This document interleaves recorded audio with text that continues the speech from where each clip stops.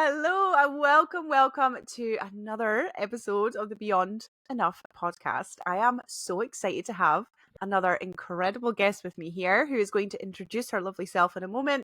But this is the podcast where we deep dive into the women's stories, how they came to be, and hopefully open your eyes and give you a fresh perspective on what's possible for you in your life as you go beyond the story you were given and start to write your own. So welcome to Laura. Hello. Morning. Hi. Thank you so much for having me. You are so welcome. Would you do us the honour of telling us, firstly, who you are, what you currently do, and then we'll dive into the stories behind that. Yeah, sure. My name's Laura Fox. I have a business called I Am Laura, and the reason it's called I Am Laura is because it took me a while to accept and acknowledge who I am. And this, I think, will come out a bit more when we talk. But what my business is that I help women and mums with chronic illness to still go for their dreams and create a business, which means that they can live more healthily. Like, they don't have to struggle and juggle all of the kids stuff, the health stuff, the job stuff, all the rest of it. And it means that they can still go for their dreams. I help them. I'm a coach, so I bring them out of themselves and I help them make that business faster and choose the smart steps to take instead of trying to do all the steps, so we can focus and streamline and be successful and create happy, free lives. That's what I do. Yes! Love that, and I love you. That's no secret, because the last time we met, I definitely told you that.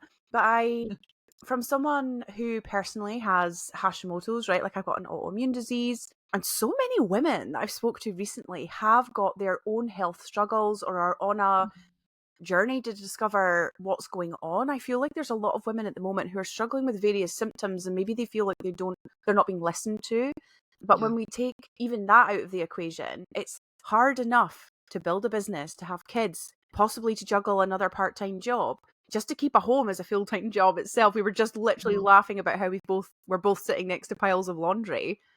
And yeah, so I'd love to know a little bit about your personal journey and how it's come to be that actually you've discovered a way to do it better, and B, why you're so passionate about helping women who maybe otherwise would not pursue their dreams because of this massive block with their health. So I've had issues with my health pretty much since I was a teenager, and I eventually got diagnosed with Crohn's disease in 2009. And I think as women, what we're amazing at doing is compartmentalizing things.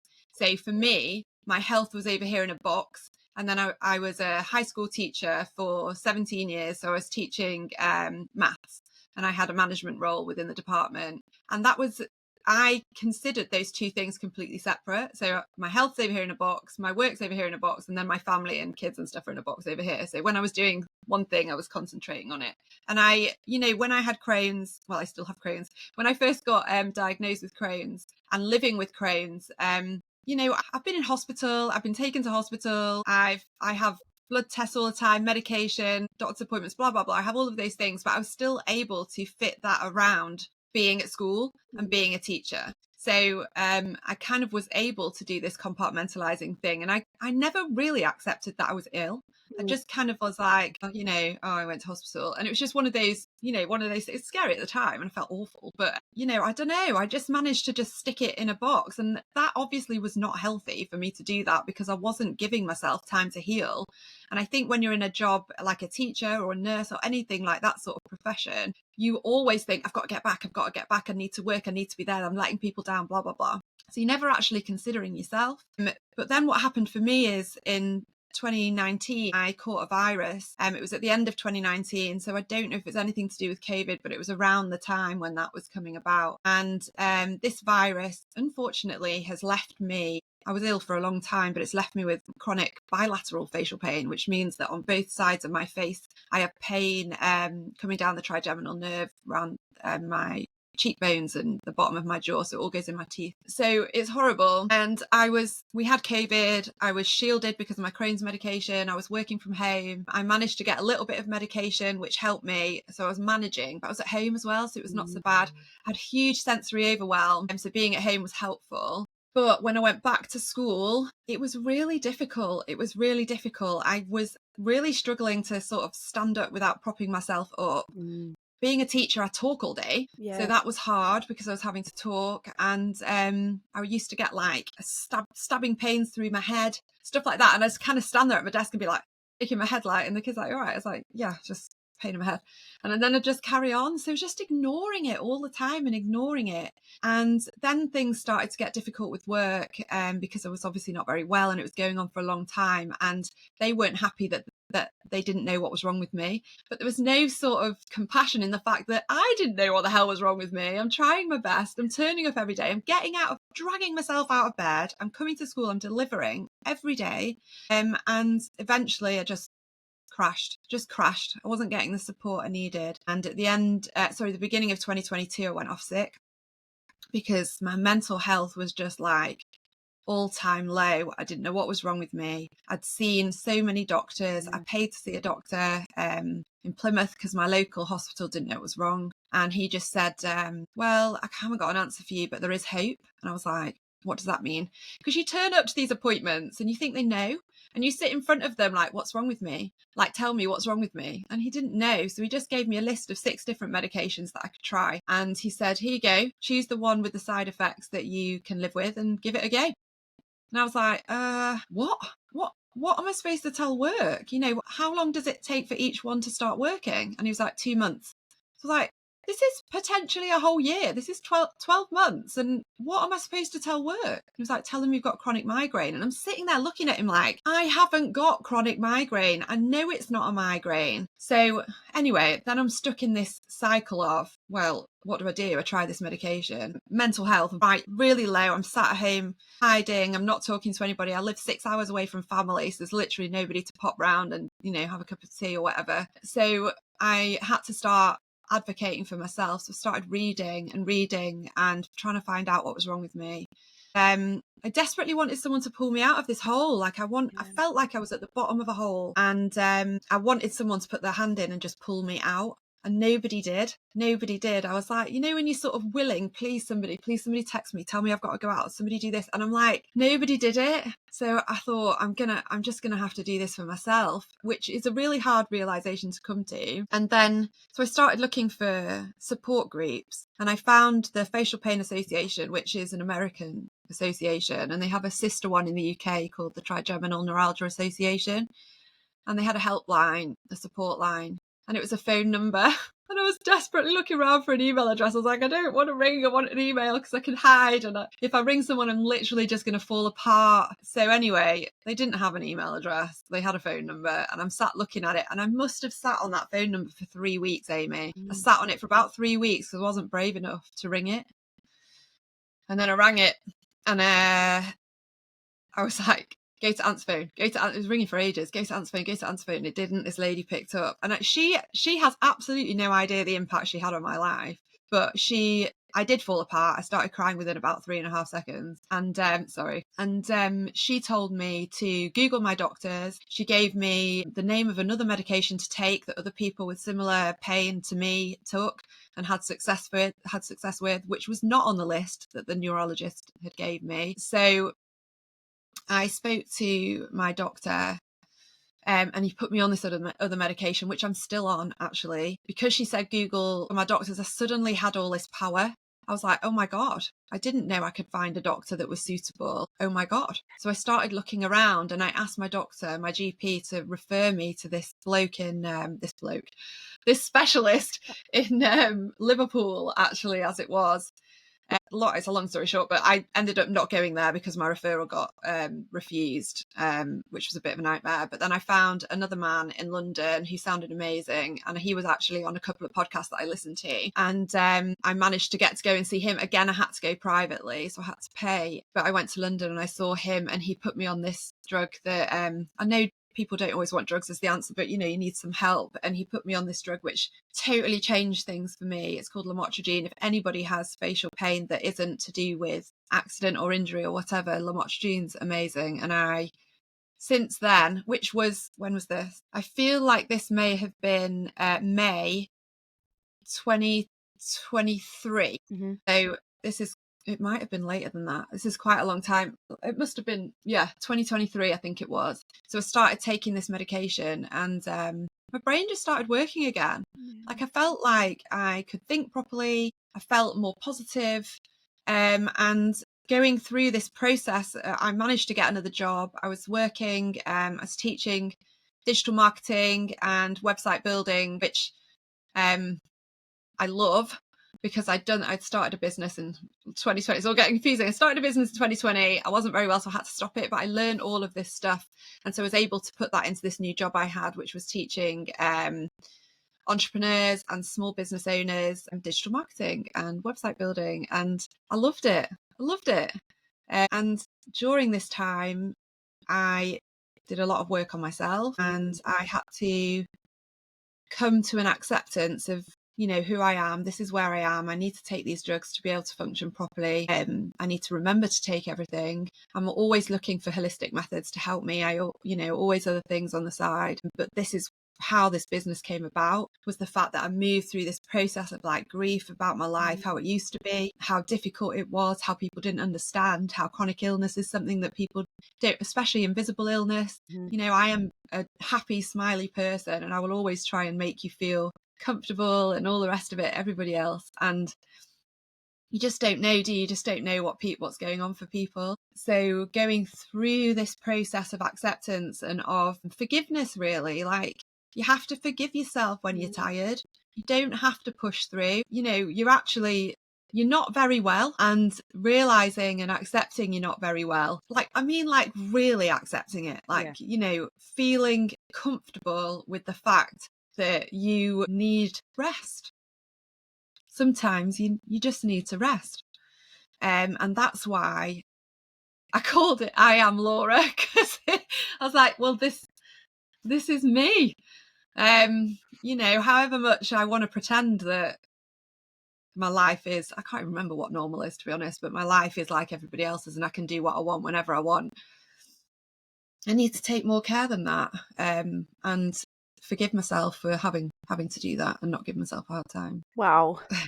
I mean, you've touched on so many incredible points. I think I got chills when you spoke about that self-forgiveness. And there's also this huge piece of self-advocation, self-acceptance of this new identity, right? And I think I feel that so deeply because I had obviously a very different journey, but I have that kind of silent struggle because an autoimmune condition is not something people see.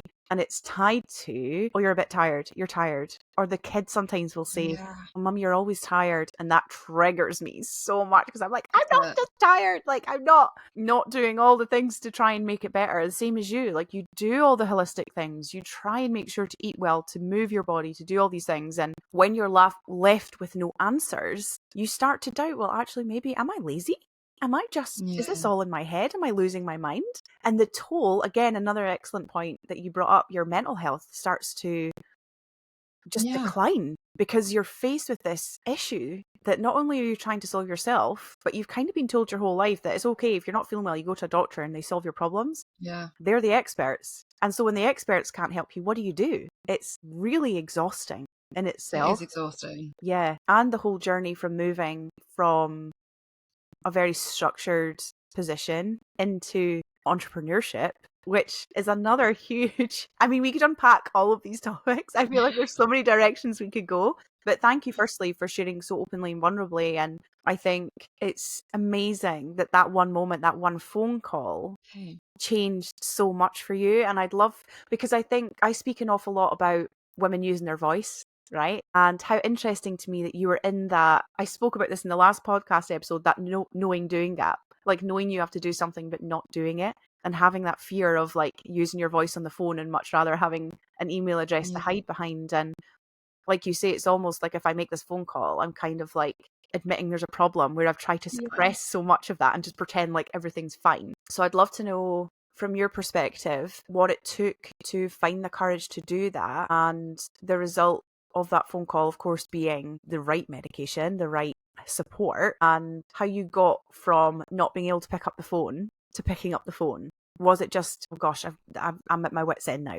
I think it was this sort of, I knew, like, I just knew that I had to do something. I've got 2 children, they're at home, they need me. And me lying on the sofa, binging on Netflix and not speaking to anybody, or, lying on the floor in the bedroom in tears and not knowing what to do with myself, is not, it's not great, is it, for your kids to see? Like, I can't imagine seeing my mum like that as a kid. Like, I can't imagine the impact that has, and that's really upsetting. But at the time, you just don't know what else to do. Like, you totally like, I can't cope. I don't know how to deal with this.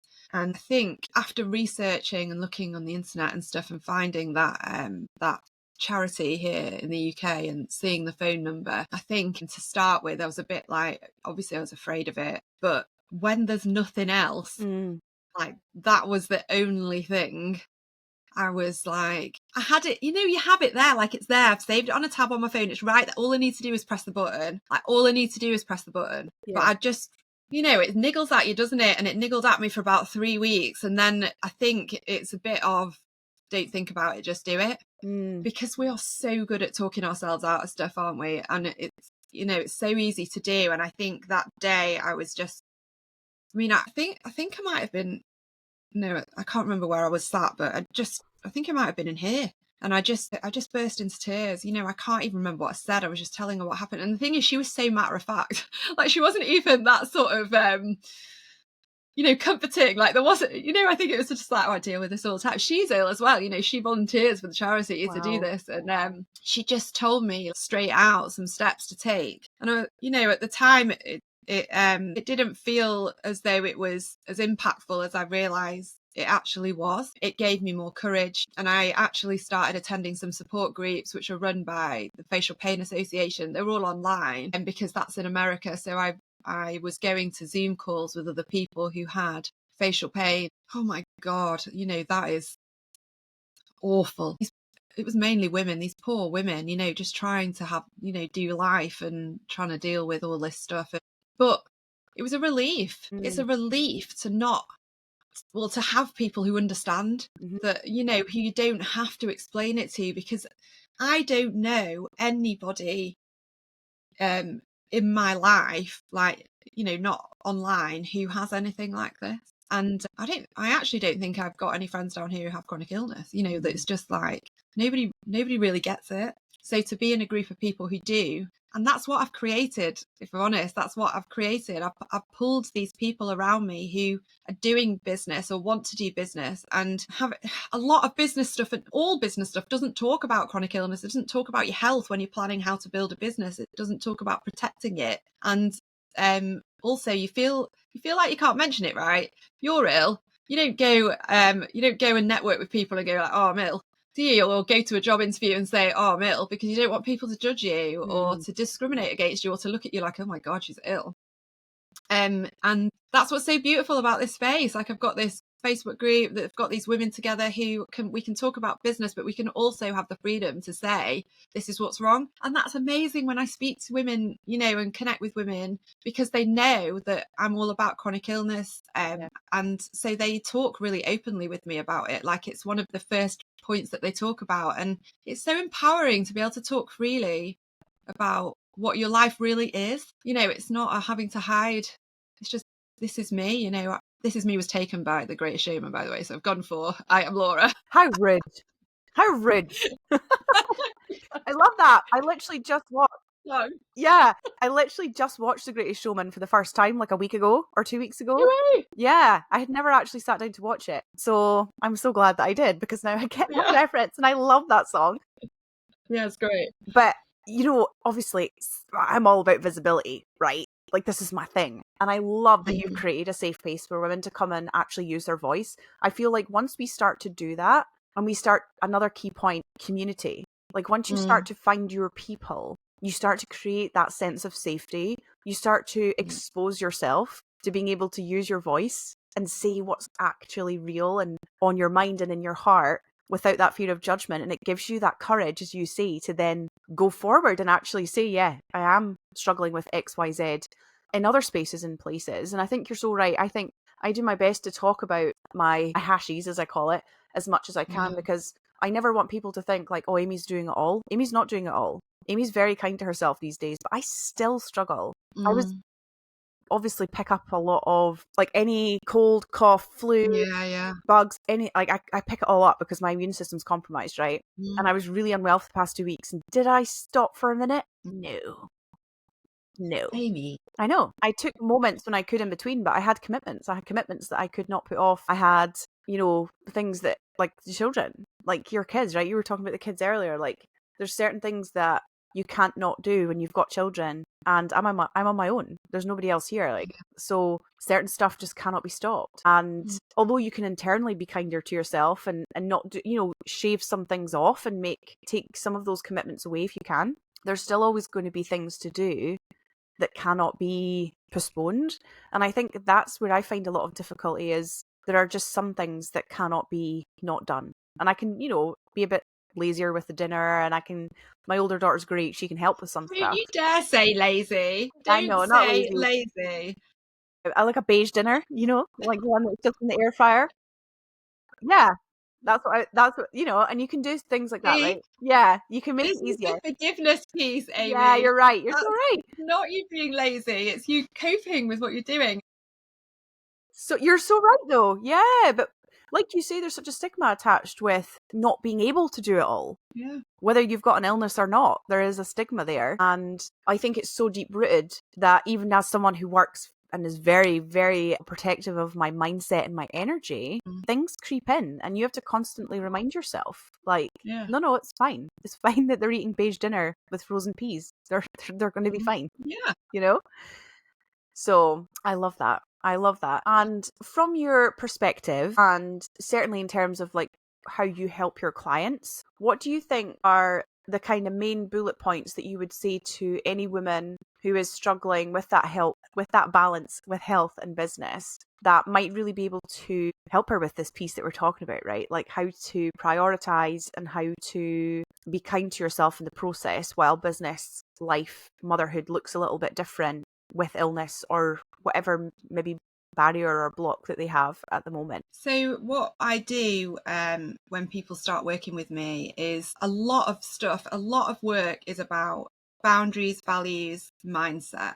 So as you were saying a moment ago, when you give people the power to say and be open about what's wrong with them, you're suddenly, the person who says it has an energy boost, right? Their energy is taken to a different level because they're suddenly able to be more of who they are. And the more you say it out loud, the more comfortable you get with it, and the more you feel your energy increase because you're not hiding and you're not internalizing and stuff isn't going around in your head all the time. You're getting it out. And this is a lot of the work that we do is all about this acceptance of yourself, giving yourself permission to rest. And there's a lot of work around planning. So we plan time. And if you plan breaks and you plan rest, it takes away that guilt. You just felt guilt then when you talked about a lazy dinner. You don't need to feel guilt, and you work on your mindset all the time, but you've still got negative self-talk about the fact that you couldn't prepare, a feast for your children one evening, So there's a lot of that. And don't get me wrong, things are always going to worm their way into your head. But having this awareness of the fact that things are worming into your heads and catching them and thinking, why am I thinking like that? And that's going to start empowering you as well. So I talk about, this is my phrase this year, it's like feminine boss power, right? You want to step into your feminine boss power so that you can lead your business in a way that is going to be simplified, but it's going to make you money, right? So we're going to step from here to here without trying to climb up all the little steps. Yes. Okay. Because what we're going to do is we're going to raise your energy. And so when people come to me, we talk about that and we put these things in place and we talk about habits and creating different habits. Now, these habits aren't like, I'm going to change my life in the most drastic way ever. It's just a tiny little thing. Because if you do a tiny little thing, you're going to change the direction of your life. And at the beginning, it doesn't feel like something huge, But as you keep moving, these two, the trajectory is going to change. So it's this degrees of separation that James Clear talks about in Atomic Habits. So it's amazing, this idea that you can change something so small, but then it starts to make such a huge difference in your life. So that's another thing we do, is we put habits in place that hopefully are going to, not hard to implement, because obviously we're busy, right? We have a lot to do. So these little habits need to be easy to implement, but they're going to have a big impact over time. So once we start doing that, we then look at the business, and a lot of people have a lot of things, a lot of ideas. People who want to be entrepreneurs and want to start businesses are really creative. Like, we want to do this, now, right? Yeah. Guilty. So, yeah, well, everybody does at the beginning, right? Because you're so excited and you see all these really successful people who have everything going on and you're like, I want it all. I want to do that. I'm going to make this much money. But actually, every business, not just if you're chronically ill, you have to choose a focus. So you have to choose a focus, because the thing is, you might be super excited about 900 different things going on, but when you talk to people about your business and you're trying to explain 900 different things going on, they get confused and they don't understand. And so therefore your business isn't clear, and how people move through your business isn't clear. So we need to decide I call it the shape of your business, because that's how it comes in my head. It's like an image. So start with one thing. One thing. Okay. Choose one thing and do it really, really well. Then your business will start to gain momentum. Now, if you're only doing one thing, there's not going to be too much to do, right? Yeah. Because you're focusing on one thing, and we automate as much as possible. We sell this one thing. It's really good. We're going to sell it. We're not going to sell it for 20p. We're going to sell it for £1,000. Okay, so you're going to build up your momentum in your business. You're going to build up your following. You're going to be super confident talking about it. Okay, this is what I'm worth. You don't start this business because you don't know what you're talking about. Yeah. You start the business because you do know what you're talking about. And then you just have to tell people, I know what I'm talking about. And this is how much I'm worth. And people are scared of that. Yeah. They're scared of asking for this much. But you have to sit comfortably in it. Like, you can't be £1,000. You've got to be around, it's £1,000 to work with me. So that's what I do, is building up this feminine boss energy. They're stepping into it. We're doing business properly. We're not playing at business. You know, this is my business. I want to make it work. This is what I want to do. Yeah. And so helping people move into that energy, looking at the focus, and then marketing it. Yeah. Putting together strategy, marketing it. So my program is 12 weeks. Because it can't be any shorter if you want to make some changes. I think 12 weeks even, I'm like, come on. So there's a lot of, that was sounded like I'm bullying you. I'm not. It's very supportive, and everybody's is totally different, because obviously everybody is different. Yeah. Everybody's circumstances are different. Every business is different. Sorry, my jaw's going a bit. It's 12 weeks, and it's accountability as well. So, you know, voice notes, we meet once a week. It's lovely. It's just lovely. It's just this amazing transformation of you moving from, I want to do this, to, I have got this. I know what I'm doing. People are moving through. I can make money. We're going. Yeah. Yes. That's incredible. I love that. And I think we really, sometimes what I find, especially like within the coaching industry, is that people just want the answer. They just want you to give them the strategy that works, the magic wand. And I think sometimes there are some coaches who promise you the world, and it's very attractive to just take that strategy, that winning strategy that's worked for one person, try and apply it to your business. It doesn't work, obviously, because even if you don't have a chronic illness, you're a different person. You've got a different, you know, niche. I hate that word, but you know, you've got a different business. You know, it doesn't work like that, because you are actually the person who's running the business, and therefore the one thing that needs to change is you. Because like you say, this compound effect of rinsing and repeating good habits and behaviors and actions in your business requires you to do the mindset work, the energy work, and to be the person leading the business and taking the steps consistently over and over again. And like you say, that means having confidence in the offer, which you're probably not going to have to do the start. You're going to fumble. You're not going to sell it well, but you have to keep then doing the mindset, keep doing it, keep developing it, keep refining it,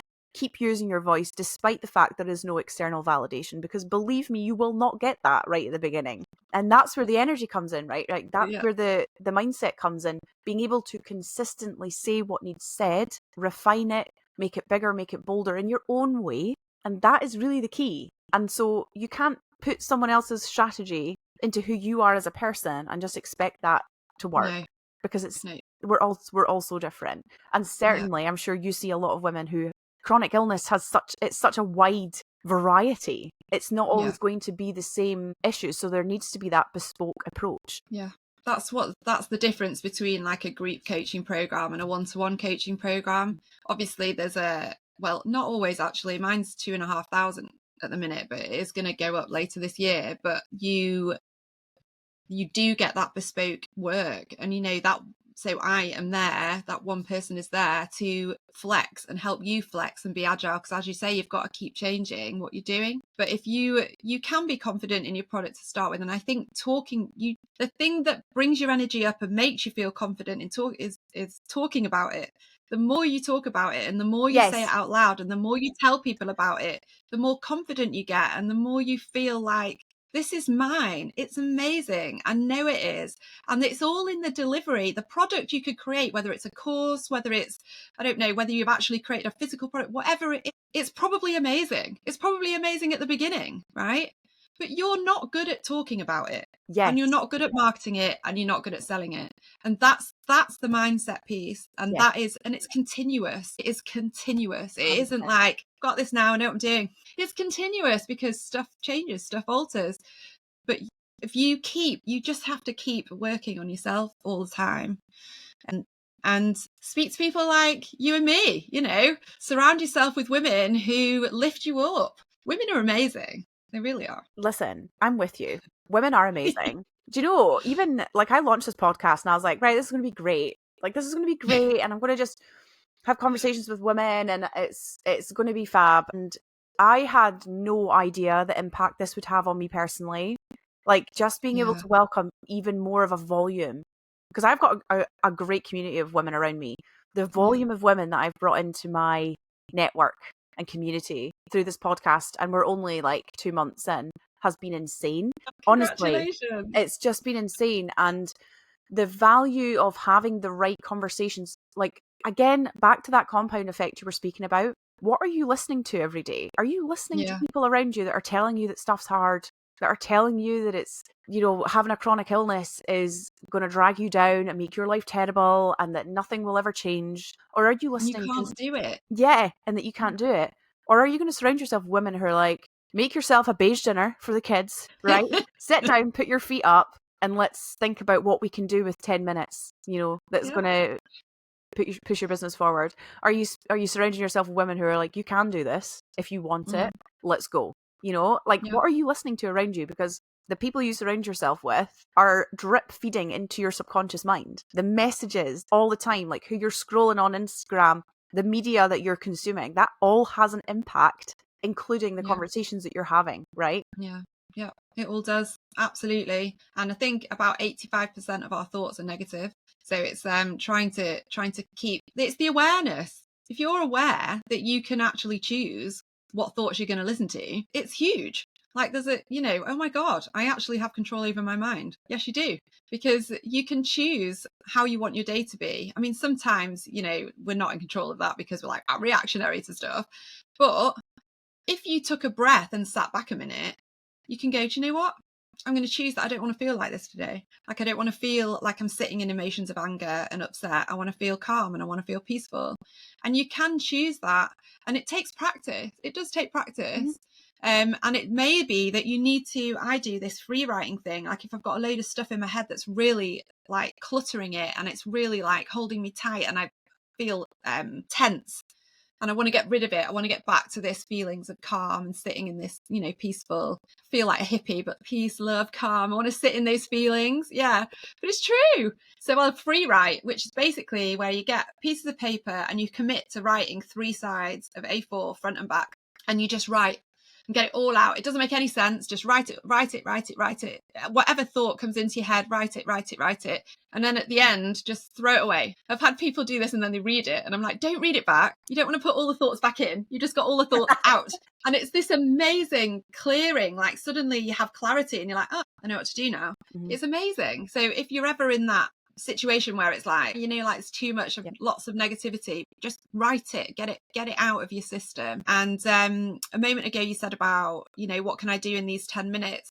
I think it's I think it's what I think is important to know is that you can make decisions and you can work on your business when you're poddling around, Yeah. because it's thoughts, and it's just, you need time and space to think, because actually you can get caught in the nitty gritty and all the bits and bobs that you've got to do. But if you take time to zoom out and think for a minute, instead of doing 20 steps, you can go, which one is it? Which one's the one that's going to make the difference? That one. So then that's the one that I'm going to do. And I think it's important to find space and time. Now, whether, I find space and time, I actually really like just sitting here and having a think. Yeah. But also, when I'm feeding the cat, or, going out for a walk, whatever it is, picking the kids up. I do a lot of thinking on the driving to school, doing the school run. Yes. But, whatever it is for you, it might be you're working out in the gym, and that's when, your brain sort of, it's sort of this disassociated state, like you're going through something. It's like muscle memory or whatever. Like when I'm doing yoga in the morning, I'm listening because I've got to do the positions, obviously, but my brain is not thinking, Yes. right, warrior two. I'm thinking, I'm flowing through this, and I'm in this sort of state where I'm just going through these things. And it's calm and it's peaceful and it centers you. And it's really important to be centered, and then things can flow. Yeah. Yes. Amazing. I love that. I think I always encourage my clients now to work on energy first, because what we want to do is go, right, okay, I've got 10 things on my list to do. I'm just going to try and do them all. Whereas if you take a step back and actually do the thing that shifts your emotional state first, you will have that free flow, peaceful mind that is able to be creative, which is so much of what we do, especially when you think about a lot of your business activities are going to be marketing, content, conversations, all these sorts of things. And I love EFT. I've spoken on this podcast before about EFT. I think that's such a great way. And what you were saying earlier about getting it all down on paper, like, or journaling, right? I love journaling.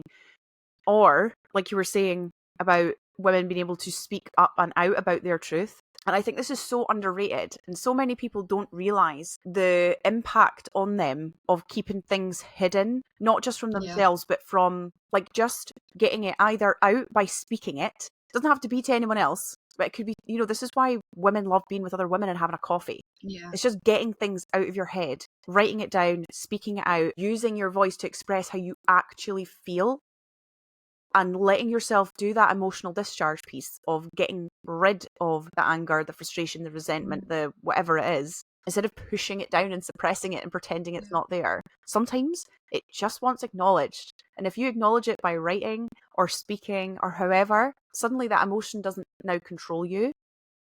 Yeah. It's been You're not discharged. ashamed of it. Yes. There's a shame attached to it. Like, Yes. I'm hiding it because I'm ashamed that I'm ill. Yes. But you can't, it's not your fault.